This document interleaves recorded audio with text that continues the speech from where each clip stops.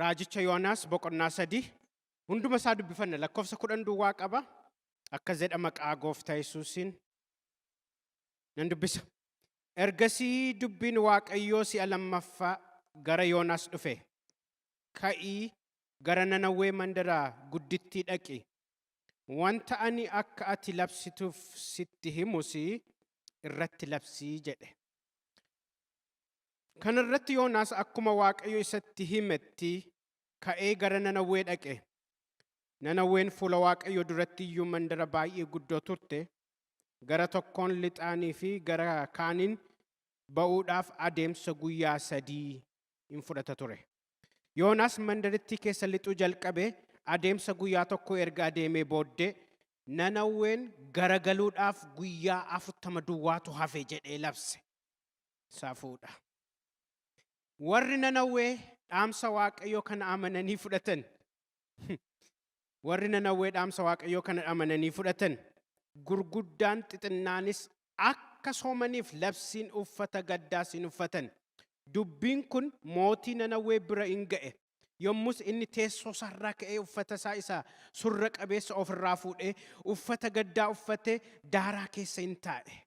Achumaan mootichi guutummaa mandara Nanawweetti labsiin akka labsamu hin godhe. Labsiin ba'e sunis mootichii fi gurguddoota isaa biraa akka abboomametti namni sa'i bushaayeen horiin qe'ee warri kaanis warri afaaniin hin qabin marga hin dheedin bishaan iyyuu hin dhugin namni fi horiin gadda haa uffatan jabeessanis gara Waaqayyootti haa iyyan. Namni adduma addan karaa isa hamaa irree isaa nama irratti agarsiisu irraas haa deebi'u. Waaqayyo isa fiduuf yaade dhiisee hin deebisa ta'a. Maaltu beeka? Akka nuyi hin bannetti aarii isaa isa finiinaa irraa hin deebi'a ta'a kan jedhu ture. Waaqayyo kana gochuu isaanii karaa isaanii isa hamaarraa deebi'uu isaanii sin arge. Kanaaf inni wanta hamaa isaanitti fiduudhaaf dubbate sana hin dhiise irrattis hin finne. Macaafa raajicha Yoonaas iskiriinichi jira laata? Macaafa raajicha Yoonaas yeroo baay'ee lallabasaa waldaa keessatti hin dhageenyu. Maaliif akka ta'e hin beeku. Sin dhageessanitti ta'e hin beeku. Yoonaas boqonnaan 3 kuni mata duree isaa waan hin jedhu dhabeeni teessoof daaraa jedheetaniin moggaase. Teessoo fi daaraa. Sababiin isaa Yoonaas yeroo kanatti qurxummiin lafa gogaa irratti maal isa godhee ture? Afaan Oromiffaan illee jechuun jaalladhu. Afaan Hibruutiin maa jedhu? Kaa jedhu iddoo kanatti. Kaa jechuun he was vomited. Qurxummiin isaa ol isa deebi'ee Yoonaasin hin tufe innu salphisneem hin tufe lafa gogaa irratti Hibruudhaan kaa. Boqonnaa 2 irratti dhuma isaa irratti Waaqayyo carraa lammaffaa kennee fi qurxummiin lafa gogaa irratti akka isa hokkisu yeroo inni itti ta'edha. Isa booddee Waaqayyo si'a lammaffaa dhufe. I hope otoo raajicha Yoonaas yeroo hundumaa sermon siriyeesii godhanii lallabu ta'e boqonnaa 4 duwwaa qaba gatii ta'eef. Maaliif beektu? Gooftaa Yesuus illee yaadattu Maatiyos boqonnaa 12 irratti waa'ee mti kennuu galuu dide waa'ee kee milikkita nuu kenni jedhani. Yaadattu?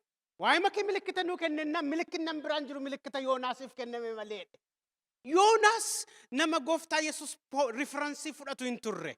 Garuu Yoonaas raajota keessaati raajii stabarniidha baay'ee. Baay'ee raajii confused nama godhudha. Ofiisas raajii baay'ee confused ta'edha.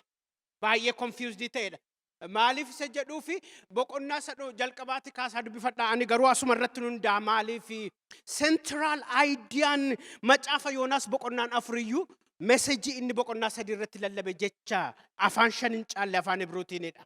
Waan ta'eef kana filachuun keessa koo guutee jira samoona afaan Ingiliffaanis achitti lallabeera gatii ta'eef keessa koo jira gatii ta'eef. Gabaabumatti macaafni raajii Yoonaas waa tokkitti duwwaa irratti hundaa'a. Only like akka Hisqeelfaa ergaa baay'een qabu. Akka Hageefaa ergaa baay'een qabu. Akka raajota Isaayyaasfaa ergaa tokkittiidhaan samaraayisii gochuu dandeenya Yoonaasin. Maaliif barreeffame yoo ta'ani Waaqayyo gadi jedhee sabasaa lafasaa mootummaasaa yogguu ilaalu Nanavaa keessatti injustice guddaa tokko arge Waaqayyo operation maal jedhu Oromiffaan gaasa kana rakkina guddaa Nanavaan rakkina guddaa biyya lafaa irratti geessisaa jirtu tokko arge. Operation guddaa injustice guddaa tokko argeetu Waaqayyo itti mormuudhaaf akeekkachiisuudhaaf yookiin immoo adabuudhaaf raajii isaa yookaan immoo ergamaa isaa yerootti dispatch godhuudha. Ergaansaa bakka macaafni raajicha Yoonaas it can be framed within this frame. Akkasitti framed ta'uu danda'a.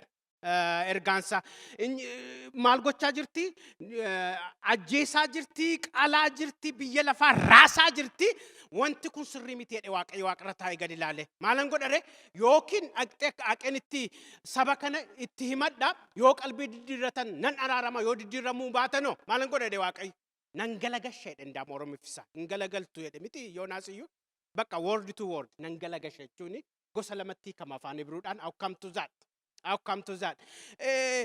Haa ta'uuti garuu maaliifi kana jedhe boqonnaa kana jalqabattuma Waaqayyo Yoonaasin dhaqiitii Nanawweetti ergaa kana naa himennaani Yoonaas garuu dhaquun barbaanne.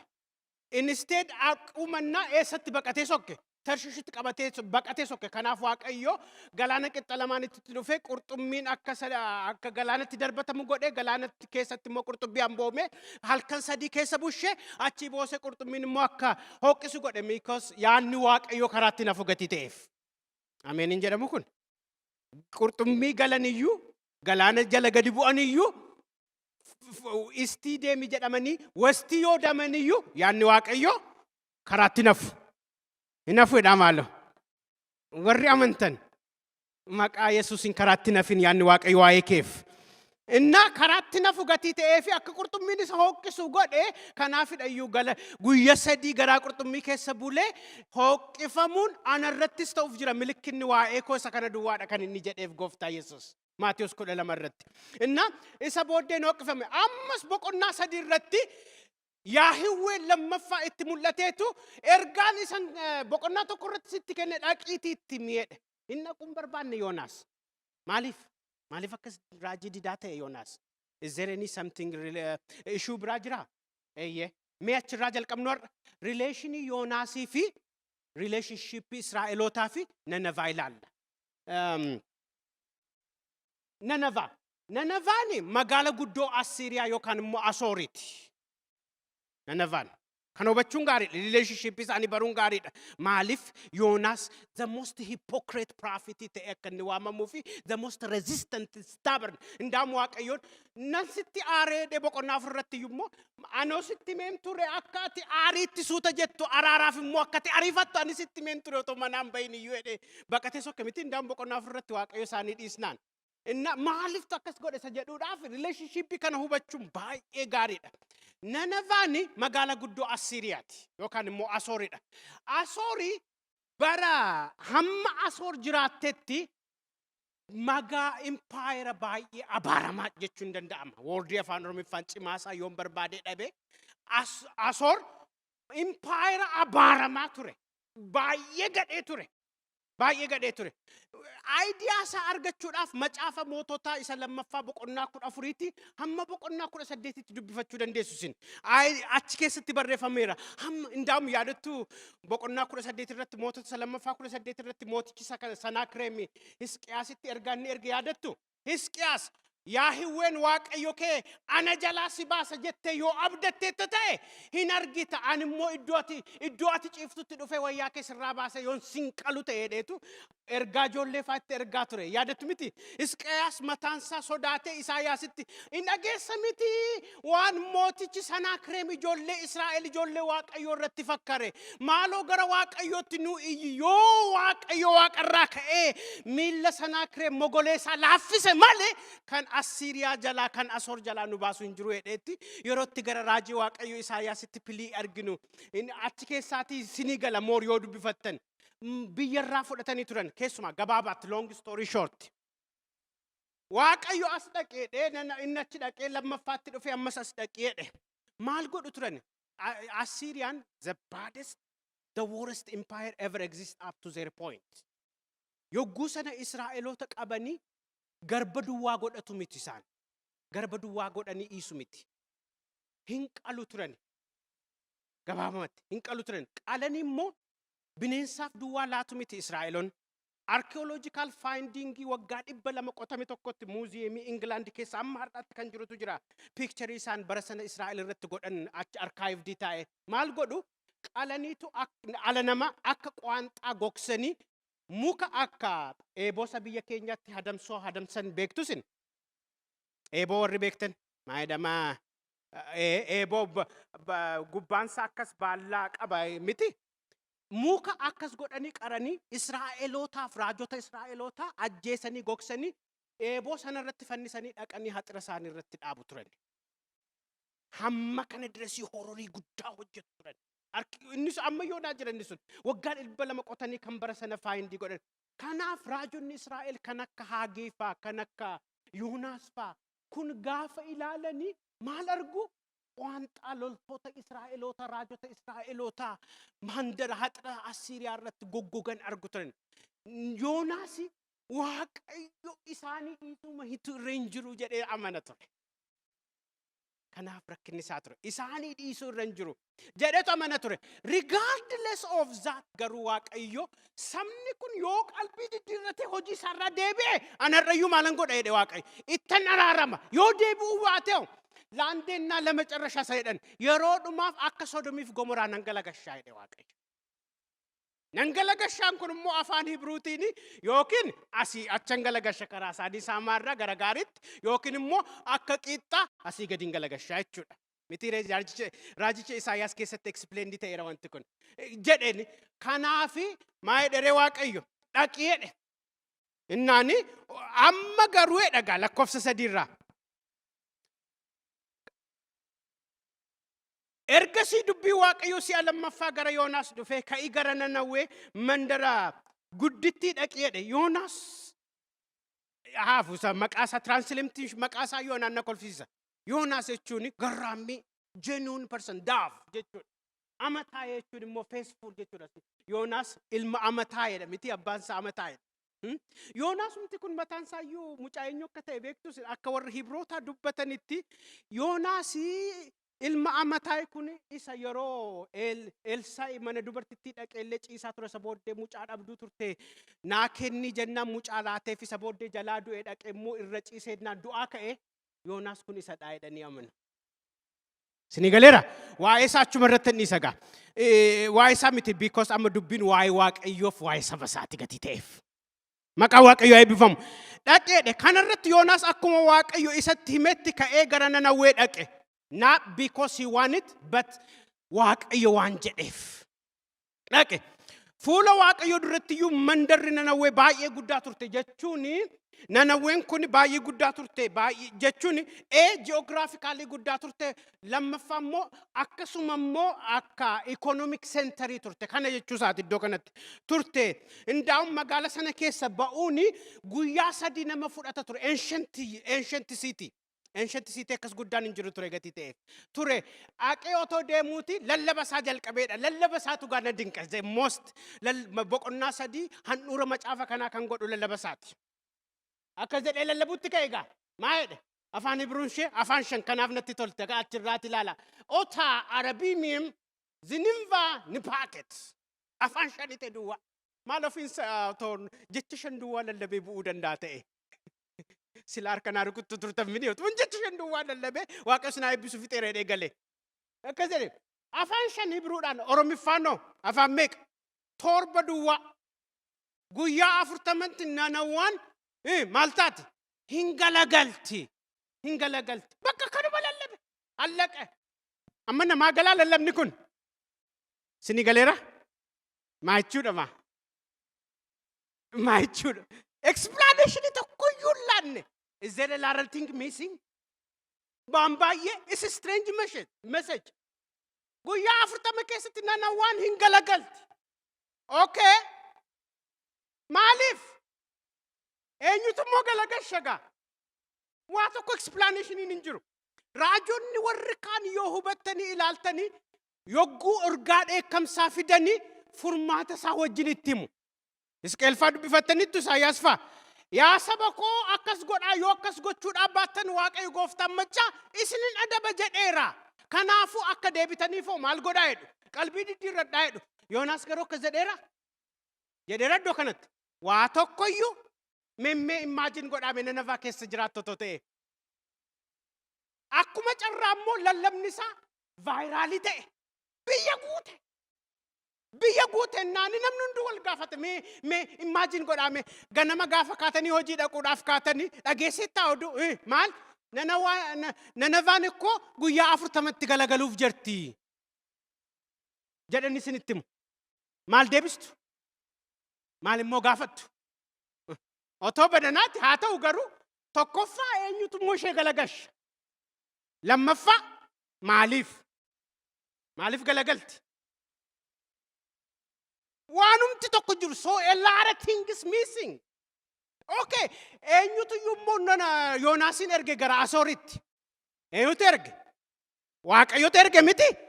Garuu Waaqayyo menshinii godheera Yoonaas asitti. No.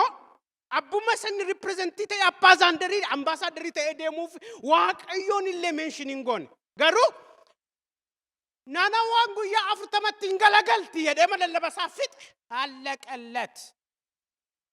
Furmaanni hin jiru, deebiin hin jiru, questionin hin jiru, maaliin hin jiru, galagaluma duwwaadha bakka. Maaliif galagalti? Wanti guddaan na dhibeen eenyutu galagashaa maaliif galagaltii madha? Furmaata isaayyuu dhiisaa. Eenyutu galagashaa Waaqayyo hin jenne. Mootii by the way mootiin waggaa meeqa booddee Baabiloon dhufee ishee galagasheera. Beekamaadha. Garuu asitti Baabiloon dhamoo Waaqayyo dhamoo hin beekamu. Maal goone isa jedhu. Maaliif strange message ta'e jedhanii gaafa skoolaaronni dubbatanii fi hiikni macaafa baay'ee dubbatanii conclusionii lama duwwaatu jira. Amma ammaatti keessumaa macaafa skoolaarii John Carlyle an jedhamu tokko barreesse too dubbifatta argattanii dubbifattanii he is the best scholar poet who got it Jonah perfectly really good.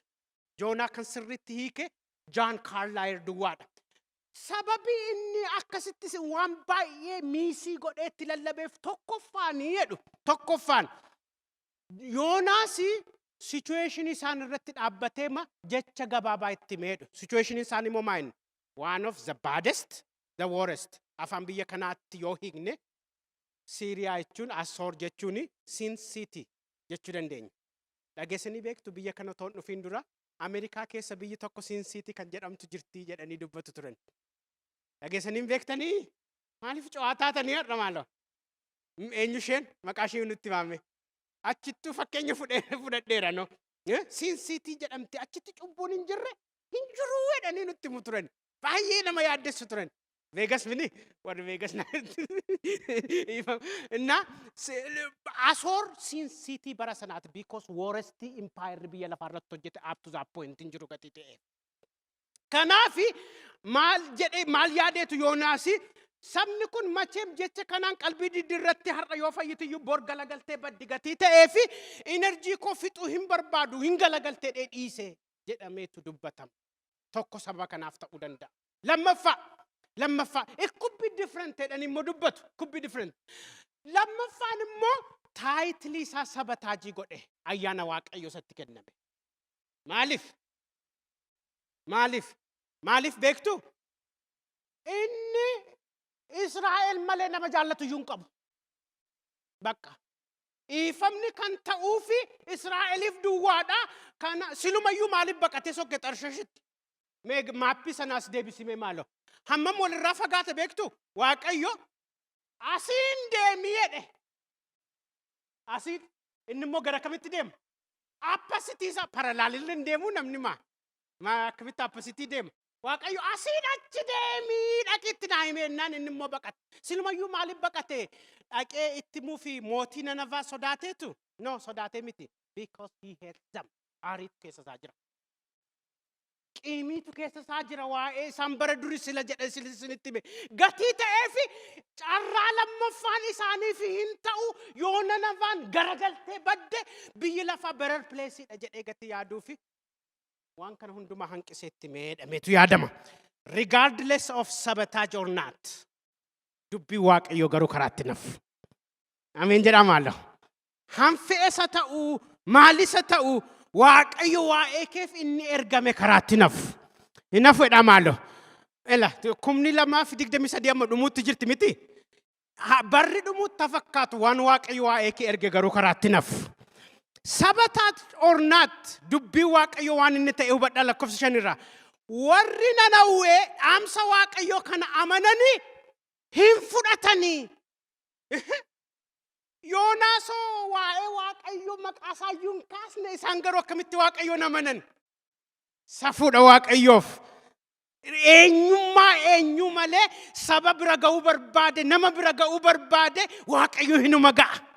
Ela Yoonaas maqaa waaqayyo yuun kennine karaa exit strategy sitti nimne garuu dubbicha gaafa dhaga'ani hin amanani. Amanani immoo duwwaa dhiisan miti. Amanuu isaaniioo maaliin agarsiisani? Hojiidhaan agarsiisani. Maal godhani? Xinnaadhaa hamma guddaatti namni hundinuu qalbii akka diddiirratu dikleerii godhaniidha. Waa'ee amanuu kana waa'ee amantii hojiidhaan ekspreesii gochuu kana westernitti dubbachuun baay'ee akka nama rakkisu beektu sin. Amanuuni mentaalii duwwaa fakkaata biyya kana keessatti. Lafa hojiitti yaadattani Kiristoosiin hin amantaa jettan namni ani hin amanu isiniin jedhu jira. Hin jirum. Nan amana. Eeyyee nan amana. Amanuu jechuun nama baay'eedhaaf bakka sky is blue. I hope Beyonce is the best singer. I believe. Waanuma akkasii duwwaadha bakka malee expression hin jiru. Hojii dubbii waaqayyoo garuu maalidha? Amantiin hojiidhaan hin argamne immoo maalidha? Meedhaame maaloo? Yaa kaalcharii keenya irratti illee badaa rakkina qabnu waaqayyo ulfina haa fudhatu. Isaan garuu amanuu isaanii maal godhan jedha. Hundumtu xinnaadhaa hamma guddaatti fuula waaqayyo ta'anidha. Indaa'um isaan xinnaa guddaa iyyuu duwwaa miti. Mootitti dhaqee ergaa kana nimne. Dubbii lallabni isaa vaayiraalii gatii ta'ee fi yuutuubiidhaan haa ta'uu CNN'dhaan haa ta'uu MBC fi NBC'dhaan haa ta'uu hin beeku mootiin iyyuu dhaga'e lallaba Yoonaas. Inni dhaga'eedhaam gaafa dhaga'u lakkoofsa 6 irraa akkas jedha. Dubbiin kun mootii Nanawwee bira hin ga'e yommus inni teessoo isaarraa ka'ee uffata isaa isa surraa qabeessa ofirraa fuudhe. Meedhaame mee hubadhaame uffata isaa surraa qabeessa kun there is related to New Testament wanti kun. Ofirraa fuudhee uffata gaddaa uffate afaan Ingiliffisaa sackcloth jedha. Sackcloth jechuun uffata wayyaa rifeensa re'eerraa hojjetame jechuudha. Rifeensuma re'ee qoraatti nama nyaatu jechuudha. Isa uffatee daaraa keessa taa'e. Kanaaf teessoof daaraa kana jedha. Teessoorraa gadi bu'ee eessa taa'e? Daaraa keessa taa'eedha. Inni immoo maal danda'amu? Achumaan mootichi guutummaa mandara Nanawweetti labsii akka labsamu hin godhe. Labsii maali? Labsii amantii.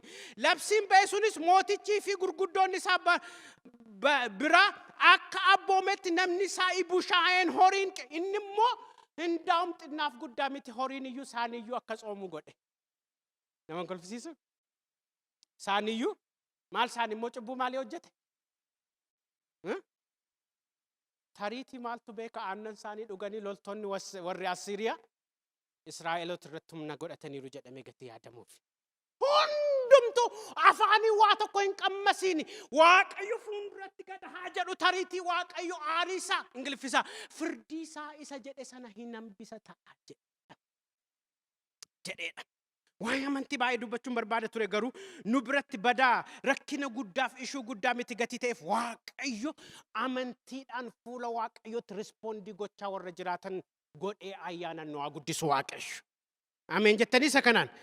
Isa booddee active response booddee hundumti isaanii hin godhani. Mootiin iyyuu ka'ee teessoo isaarraatii gadi bu'ee daaraarra gadi taa'e. Garuu amma itti naafufuu dandeessaa laata? Lakkoofsa 8 irraa akkas jedha. Lakkoofsa 8 natti tola. Waan mootiin jedhee dikleerii godhetu. Namni fi horiin gadda haa uffatanii jabeessanis gara waaqayyootti haa iyyani. Namni hundinuu addumaan karaa isaa isa hamaarraa isa namarratti irreessaa namarratti agarsiisurraa haa deebi'u. Ingiliffisa turnii haa godhe. Turn from their bad act. Afaan Hebruun isaa maa jedhu? Shuv. Ingiliffisa shav jedha garuu shav like not high school is shoving something but shuv haa godhu.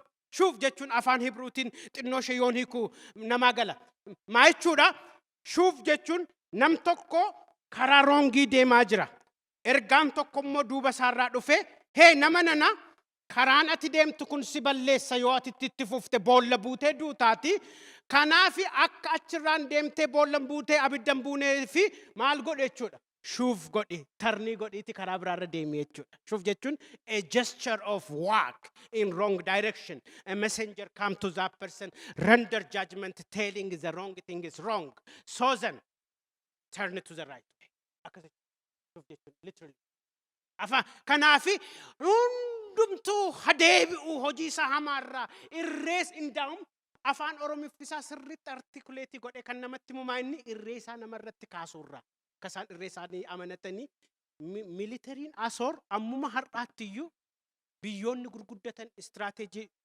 generaalii bara sanaa qoratu still today baay'ee hamoota turan baay'ee lolatti beekamoo turan gatii ta'eef hadeebi'u maaliif amma garuu waaqa isaaniitu cimaadha jedhe mootichi.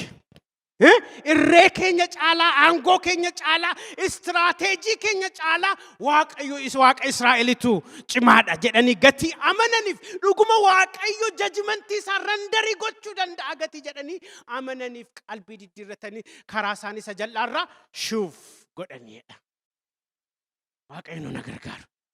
Shuuf godhaniidha. Egaa gaafa namni karaa isaa saamarraa shuuf godhummoo maaltu ta'a gabaabse? Ergaa guddaadha maaltu ta'a lakkoofsa 9 irratti dubbatameera lakkoofsa 9 kaasee amma dhumaatti maaltu ta'a kakuu haaraat ta'a maaltu ta'a ayyaanatu ta'a maaltu ta'a forgivenessitu ta'a maaltu ta'a waaqayyo wajjin jiraachuutu ta'a maaltu ta'a jireenya bara baraatu ta'a maaltu ta'a gooftaatti firoomuutu ta'a ayyaanatu ta'a akkas jedha. Waaqayyo isa fiduudhaaf yaade dhiisee hin deebisa ta'a. Maaltu beeka? Akka nuyi hin bannetti aarii isaa isa finiinaa irraa hin deebi'a ta'a kan jedhu. Hin deebi'a ta'a. Biyya kana keessatti mee waaqayyo waaqa firdii miti jedhu namoonni gaafa lallaban. Even beektota lallabdoota gurguddaa sa'aatii makoo keessa hin jira miti amma ilaalaan jira. Hubadhaa maaloo Yoonaasin hubachuun baay'ee gaariidha. How the loving God can render judgment. Baay'ee yaada keessan keessatti wallolee beekaa. Waaqayyo waaqa araara qabeessadha jedha. Asitti immoo abiddisaa aariinsaa hin finiinaa jedha. Hin faradaa jedha Ingiliffisaa immoo. Waaqayyo hin faradaa. How the loving God can judge. Challenges in God ebe kawan akkasi. The loving God waaqayyo waaqa jaalalaati dammo waaqayyo waaqa faradudha. Wal faana deema moo wal faana hin deemu? Namoonni baay'ee kanaan rakkatu. Atheistonni baay'een how the loving God can be at the same time the judging God. Baay'eetu kanatti gufate ergaa kanatti. Maaliif judgmentii waaqayyo oppositii laafii gati godhanii ilaalaniif. Judgmentii waaqayyo garuu firdii waaqayyo garuu faallaa jaalalaa miti jaalala mataa isaati malee farankaa fuula lamaati jaalallii fi firdii waaqayyo wal maleen jiraatan maal jechuudha in simply akkuma Yoonaas dubbate tonteen akka raajota warra kaanitti waaqayyo eenyuun iyyuu balleessuudhaaf intention hin qabu garuu namni hundinuu balleessaa isaa irraa deebi'ee akka araarri saafi ta'uuf moo waaqayyo yeroo hundumaa judgmentii isaa maal godha renderii godha hin angalaasa kana jechuun maal jechuudha aatii karaa jal'aa deemaa jirta yoo jal'ina kanatti deemte oo hinduuta namaaf garuu kun maalidha judgmentiidha namaaf waaqayyoof garuu du'uu kee mannaa immoo roongiirraa deebi'iiti kottu na duukaa deemi ani inni jireenya ta'e am God of life jireenyan sii kennaadha argitanii kana jechuudha salphaamatti illustrationii tokko sinii kenneen irra darbasa kanarra because baay'ee cimaadha gatii ta'eef amma fakkeenyaaf lessee guyyaa mandee boru jechuudha gaa mandee ganama kaatanii elementary schoolii tokko bukkee waakii gootu haa jennu otoo waakii gootanii ijoolleen kutaa 6 baratanii mucaa dhiiraa kutaa 2ffaa baratu tokkotti naanna'anii laanchi baaksii isaa harkaa fudhachuudhaaf kaballaan xaffaa jiru waa jennume mitire jechaa jiru asii fasiin pushii gochaa jiru isin immoo argitaniitu yoo ijoolleedha wallolti malee eeger friendii madhattanii yoo dabartani maal jedhamtu sin nama gaarii nama jajii gootan jedhamtu moo abtaayitii jedhamtu mitire abtaayitii immoo maalin jedha oromiffaan gaa gooftaa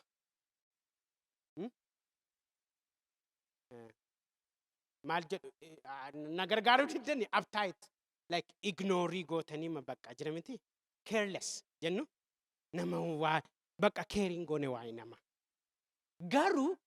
garuu yoommoo ijoollee warra gurguddaa kutaa jaaffaa sanaan dhaqxanii hey akkasin godhin jettanii gargar buntanii bisa booddeemmoo hey akkas yoo goote ijoollee reebda yoo ta'e yeroo hundumaa mana barumsaatti jireenyi kee gara fuulduraatti iyyuu gaarii hin ta'uuti fiizikaalii taatee ijoollee xixinnoo akkas reebuu keerraa dhaabadhu yoo kana goote atis barumsa kee nagaadhaan barattee hin fixxa warra kaanis nagaadhaan hin jiraatu yoo kana gochuudhaa baatee mana barumsaa kanarraatti maal taata expelled taata si ari'uu jettanii yoo itti himtan firdii faraddan immoo hin faranne faraddaniitu firdichi qajeelaadha moo qajeelaa miti bakka akkas jechuudhaan firdii waaqayyoo jechuun because yoo ignorii gootanii ijoollee dheettanii dabartani tokkoffaa mucaasa xinnoo sanaafis hojii gaariin hojjenne lammaffaa mucaasa hojii gadhee hojjetu sanas hin fayyisne amma garuu lamaan isaanii ol jitan maal gootanii wantati gochaa jirtu roongiidha roongii keerraa yoo deebite atis nagaadhaan barattee hin jiraatta inni kunis nagaadhaan baratis wajjin hin jiraata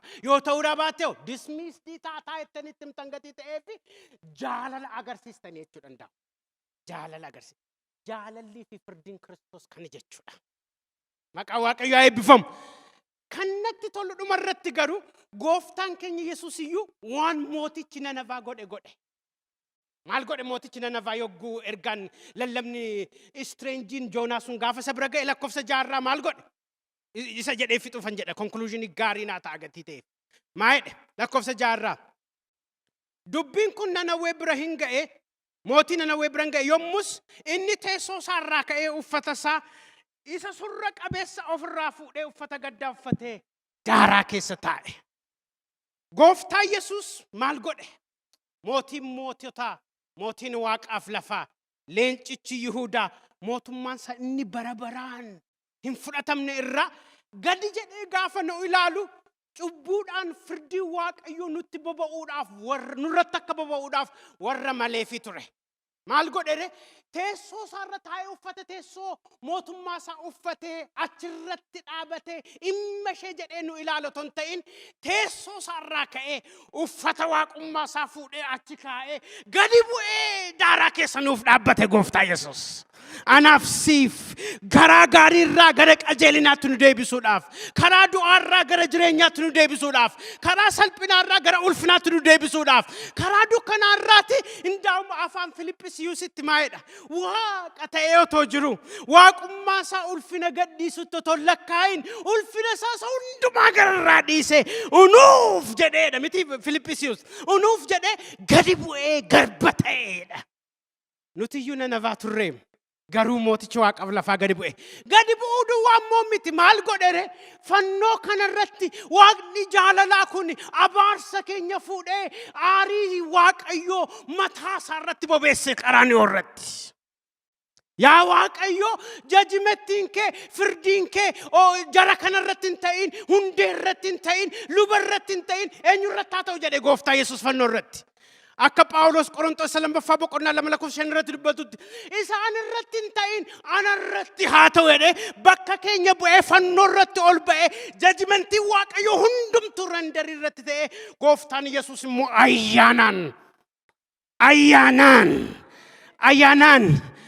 ayyaanaan fuula isaa dhaabbatanii warra faarfatan immoo godhe ayyaana nuu dhangalaase. So when the loving Christ went up to the cross, he absorbed his own judgment on himself. Then as a result of that, the grace of God poured on us. Nuuf dhangala'e, nurratti dhangala'e.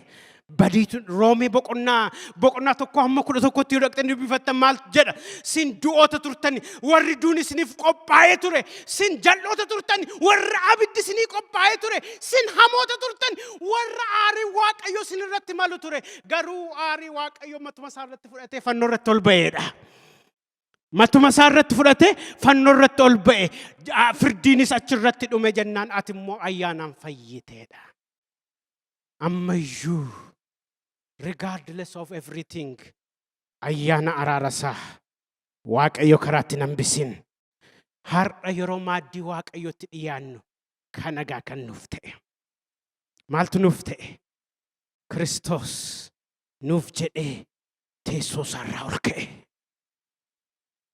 sarra olke waqumma sa malitto tollakain anafsif jede lafakae darat gadibu'e أبارس كفردي كم تاسرت فرتك أراني أقول قطع تلبئة دعاء كأوساتين أيانان ورفون صاف إيجاسات أغني إسيادة النقود واقعي ميكان أفغلتي فدا واقعي قفتاكن